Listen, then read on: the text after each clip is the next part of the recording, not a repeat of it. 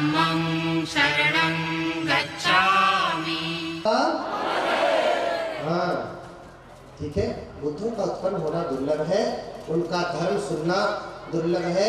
भगवान बुद्ध इसके अलावा भी कहते हैं कि 3 चीजें दुर्लभ हैं और 4 प्रकार के लोग दुर्लभ हैं। 3 चीजें दुर्लभ क्या है?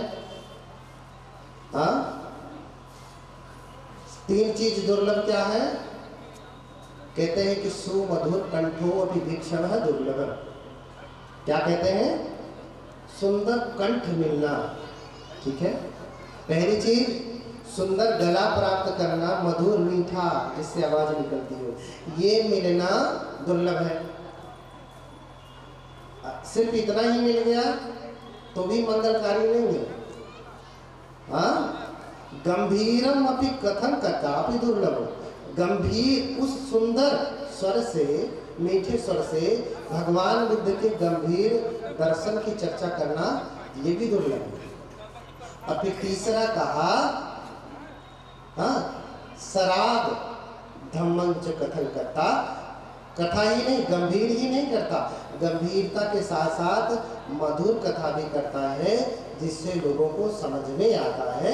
तो कहते ये 3 जो है चीजें दुर्लभ है। और फिर जो श्रोता वर्ग है उसमें 4 चीजें दुर्लभ कहा। क्या कहा? 4 चीजें दुर्लभ। बोलिए भगवान बुद्ध की। हम समझ रहे हैं, अब हिम्मत नहीं पड़ रही है ना। काजू पिस्ता खूब खिलाई है। अब देखो पड़ोसी आके यहाँ दर्द कर रहा है। कौन कौन दर्द कर रहा है? आपका ये दुश्मनवा। इतना काजू पिस्ता बादाम खिलाया, बढ़िया बढ़िया 56 भोग खिलाया, अब देखो 4 घंटा बैठना हुआ तो बैठ नहीं रहा। कहो ना बैठे। हाँ इसीलिए भगवान बुद्ध कहते हैं कि कुछ भी हमारा नहीं है, अपना अताही उत्तर, हमारा शरीर ही हमारा नहीं है। 4 चीजें दुर्लभ है। बस 5 मिनट और इसको सुन करके सुना करके मैं अपनी वाणी को रोकूंगा। सुनने वाला क्या हो? श्रोता। क्या हो? श्रोता, क्षंता, हंता, गंता। भगवान ने घोड़े की उपमा देकर के समझाया कि घोड़ा कैसा होता है? सुनने वाला होता है, यानी मालिक जो कह रहा है उसके इशारों को है ना वो समझता है तो अच्छा घोड़ा है। इतना ही नहीं, क्षमता, एक आध कोड़ा मार देने के बाद भी वो छटक करके रथ पलट नहीं देता, क्षमता है, सहन शक्ति रखता है। और इतना ही नहीं, हंता, अपने शत्रुओं के ऊपर टूट पड़ता है। क्या है? युद्ध में जब शत्रु राजा किससे लड़ाई करते हैं? या तो हाथी से या फिर घोड़े से। हाथी से बहुत कम करते हैं, घोड़े से ज्यादा करते हैं, क्योंकि घोड़ा स्फूर्ति वाला होता है। ठीक है, क्या होता है? स्फूर्ति वाला होता है। तो कह रहे हैं कि गंता, ठीक है, श्रोता, क्षंता, हंता, और फिर कहा गंता, और इतना तेज भागने वाला हो। जानते हैं घोड़े अजानिया च सिंधवा कहा भगवान ने। सिंधव घोड़े, सैंधव घोड़े बड़े ही अच्छे होते हैं।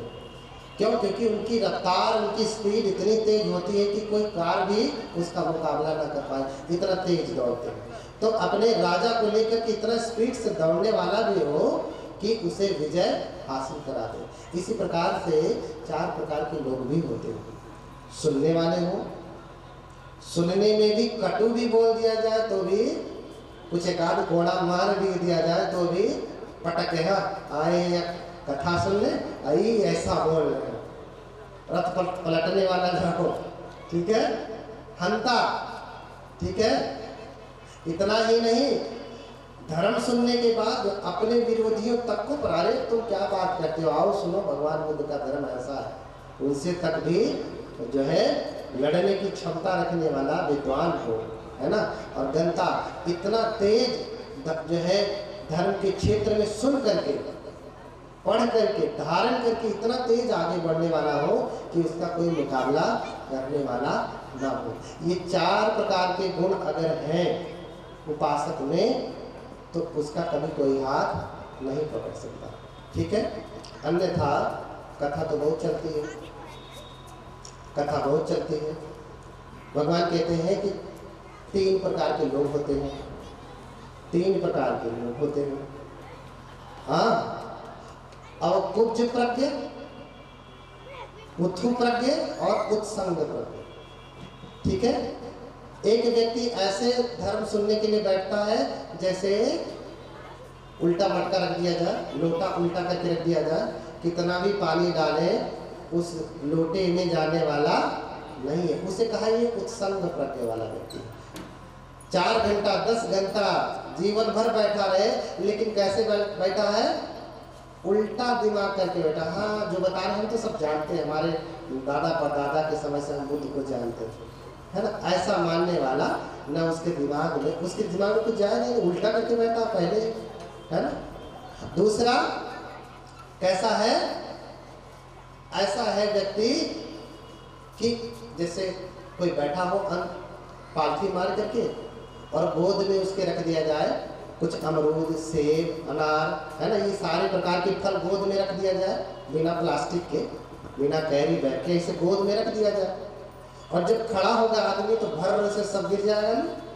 तो कुछ लोग ऐसे होते हैं, जब तक बैठे हैं खूब सुनेंगे, बड़ा अच्छा लग रहा है, लेकिन उठे तो भर से यहीं रह जाएगा, घर जाएंगे जैसे थे वैसे ही रह जाएंगे, कोई बदलाव होता नहीं, भर से सब यहीं छींट बोए के चल जाए। बोलिए भगवान बुद्ध की।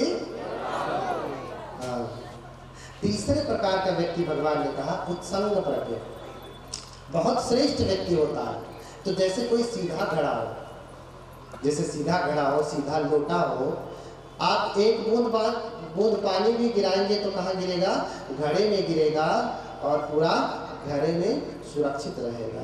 तो कहते हैं कि कुछ ऐसे उत्संग जो है प्रज्ञ वाले होते, श्रेष्ठ बुद्धि वाले लोग होते हैं, एक एक शब्द भी सुनते हैं, उसको समझते हैं, याद रखते हैं और उसे अपने जीवन में धारण करते हैं। तो भगवान कहते हैं पहले के जो दोनों व्यक्ति हैं ये ठीक नहीं होते, जो उल्टे लोटे की तरह से है, हाँ, जो गोद में लेकर के फल बैठे की तरह से है, खड़े हुए भर से गिर गया, ये दोनों व्यक्ति अच्छे नहीं होते।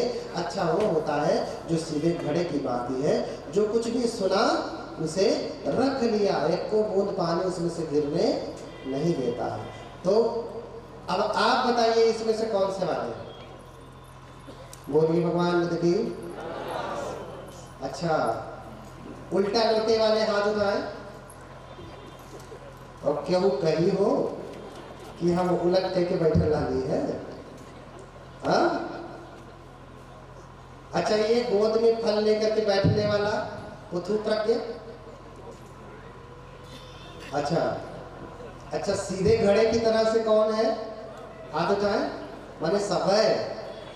अगली बार देखते हैं, हाँ, अगली बार देखते हैं कितना दिया था, कितना बचा। इतने मधुर बात सुने हैं, इतने श्रेष्ठ। मैंने बस कुछ बातें समझ में शायद ना आई हो, है ना, लिखावट की बात है, उसे समझना पड़ेगा कि कैसा गंभीर है। इसका मतलब ये नहीं कि बौद्ध धर्म में ऐसा नहीं होता, वैसा नहीं होता, समझ में नहीं आ रहा है। इसका मतलब ये नहीं कि कुछ लिखा नहीं गया, गलत लिखा गया, ठीक है। डॉक्टर की राइटिंग देख कर होता ना, कुछ शब्द ऐसे होते कह रहे बौद्ध धर्म में ऐसा नहीं होता, कर्म नहीं होता, है ना, पुनर्जन्म नहीं होता, ये नहीं होता, वो नहीं होता। तो वही ठीक उसी प्रकार से है कि अज्ञानी व्यक्ति को बड़े डॉक्टर की हैंड राइटिंग दिखा दिया जाए, वो कहेगा ये तो कुछ लिखा ही नहीं, और लिखा भी ये तो गलत लिखा है ना। तो उससे समझना चाहिए, अगर अच्छा होता है तो कैसे होता है पूछना चाहिए। जैसे बंते जी ने कहा कि यहाँ के लोगों से पूछे, है ना, यहाँ बंते जी हैं उनसे पूछें, विश्व बौद्ध महासंघ वालों से पूछें, तो पूछ करके ज्ञान अर्जन करें, है ना। तो दादू वाली बात याद रखने कि दादू सब ही गुरु किए, पशु पंछी वनराज। इस संसार में जितने भी लोग हैं ना, सब हमारे गुरु हैं, कुछ न कुछ हमें सिखाते हैं। पड़ोसी आपसे द्वेष रखता है ना, तो वो भी आपको कुछ न कुछ सिखा रहा है। प्रेम करता है तो भी सिखा रहा है, प्रेम करना सिखा रहा है। द्वेष कर रहा है तो भी सिखा रहा है कि देखो ये बड़ा द्वेषी आदमी है, इसको ऐसा करना चाहिए क्या, तो भी सिखा रहा है कि ऐसा नहीं करना चाहिए। ठीक है, हर कोई गुरु है हमारे जीवन में, हर कोई हमारे जीवन में गुरु है। ये बात रखते हुए अंततः जो है मैं अपनी बात को यहीं पे रोकता हूँ। भगवान बुद्ध, बोधिसत्व, बाबा साहब, धर्मराजा सम्राट अशोक एवं यहाँ पे विराजमान समस्त महागुरुओं को जो है प्रणाम करता हूँ, वंदन करता हूँ, अभिवंदन करता हूँ। हमारे पीछे छोटे बंदे बैठे हुए हैं, मेघतानंद जी, उनका तो मधुर स्वर आप सुन ही नहीं पाए आप लोग। अब कथा लगेगी तो उनका मधुर स्वर सुनना। बहुतों के घर में भजन बजता होगा, आप जानते भी नहीं होंगे कि गाया कौन है ना। हम अभी सुबह सुबह ही